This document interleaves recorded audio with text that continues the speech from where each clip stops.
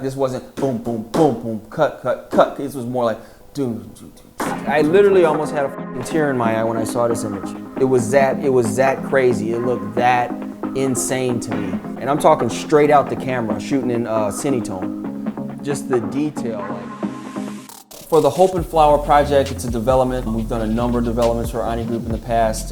We were just out there 6 months earlier doing 825 South Hill, which turned out to be an amazing project. When we got the call for this one, that it was almost completed in March. Super excited. We knew that this was going to be super high-end, super high luxury. It's a 2-tower development, 42,000 square feet of luxury amenities. So traveling out there was pretty interesting because it was like pretty much as this whole pandemic situation was starting. I had a mask on, which was, it was weird at the time to have a mask on. So I had it on, people looking crazy and shit like that, but flew straight out to LA, met with the director of marketing. We definitely had a lot of ground to cover in a pretty short amount of time, so the whole planning process was pretty essential to know what are we going to shoot on the first day, what are we going to shoot on the second day, when are we going to be in the Hope Tower, when are we going to be in the Flower Tower. First day we went out there, met up with marketing director and literally walked this place inch by inch, tower by tower, every amenity space, every swimming pool. I'm talking about numerous swimming pools, 2-3 swimming pools, sauna, a music room. There's an arcade rooms, lounge areas, model units. The building just oozes of luxury. It's beautiful. What you're doing during the day with real estate is you can't control the sun, right? But you want everything to be lit. So in walking the property, it's really seeing, you know, this model unit's on the east side of the building, this amenity space is on the west side of the building. This is something that we're gonna shoot at night. And in doing that, it's taking down the exact points of the day to where we need to move and be mapping and be to capture each space in its best light. It's extremely important to plan down to the minute exactly what you're shooting. Because there is no just, okay, let's go back and shoot this again. It's not gonna happen. When we get out somewhere, we say there's 2 days, we map it out to the millisecond, to the minute, to exactly where we need to be at what day to get it done. And again, there was just so much in this project. I think the biggest challenge for us was making sure that we did that. Also for this edit, we wanted to kind of show a transition of the property and the neighborhood in the daytime all the way up until nighttime. In pre-production and planning this, we knew that we want to shoot probably about 30 to 40% of this during the day, another 10-15% at sunset, and the rest would be at night. So we definitely had to plan around how we wanted to do that. 8 a.m. the next day, it was a 2-day production on site. You know, you're talking about, I think the first day we were shooting till like 1 a.m. I was running an Fx9 on a slider. Paul was running a A7 III on a Ronin.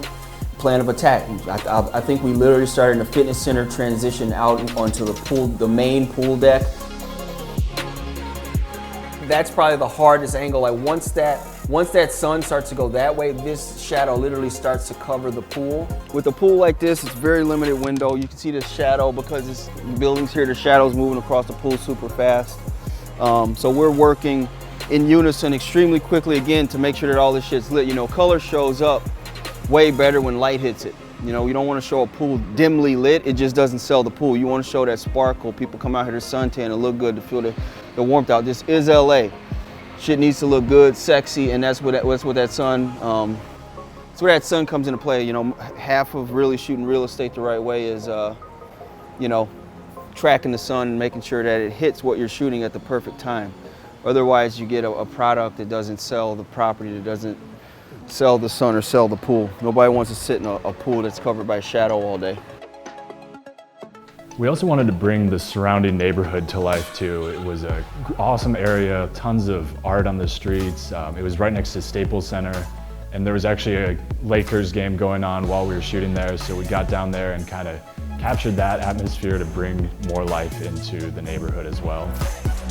It was definitely not the largest development in terms of units. I mean, we've taken down thousands and thousands of units when it comes to real estate, but when it came to Hope and Flower, you're talking two separate towers with 50,000 square feet of amenities, which is just unbelievable. Not just normal amenities, it's just not a bunch of couches and furniture thrown into a big room and you go say so. These rooms were very thoughtfully laid out. Interior design was unreal, immaculate. Probably some of the most, if not the most beautiful amenities I've ever seen in my entire life in a luxury rental building in downtown LA. It was just, it was a different type of task, and the amount of detail and thought that we put into it, it took those entire 2 days to be able to bring that to life and make it happen. And just to be sure that we had the content and the footage we need to bring it back and start on editorial and putting together all the promotional content for the building.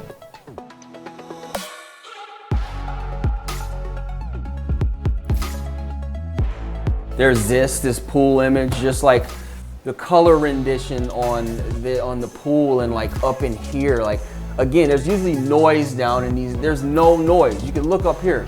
It's beautiful. There's no noise up in there. I didn't use any noise reduction here. This is straight out. Let's see here. I mean, I'll pull this up.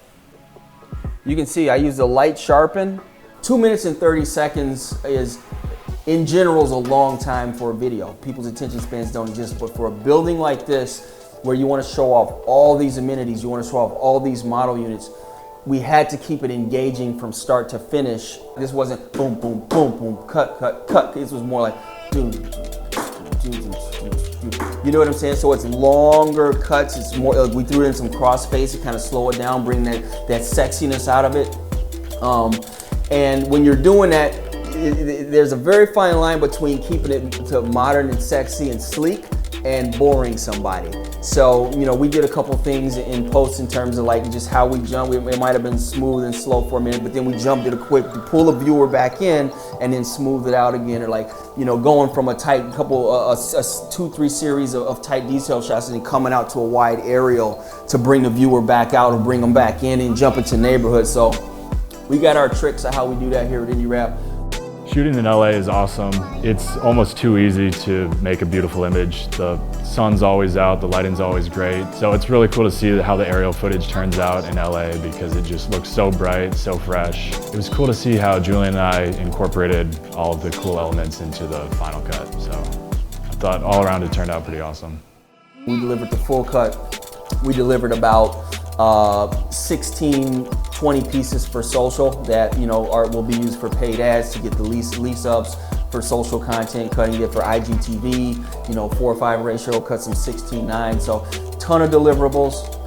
Again, those will all be used to promote the building, get it leased up, you know, keep it in front of people, promoting virtual tours. That's another cool thing is that, you know, we had all these deliverables right after the pandemic hit. So, you know, they were able to promote the virtual tours like that across all digital platforms. That was cool. They were super happy with the product. You can go to hopeandflowerdtla.com and kind of check out everything. It was an amazing project, turned out awesome, just beautiful, elegant, wonderful, you know, just a great project. We had a great time out in LA and we're looking forward to the next project.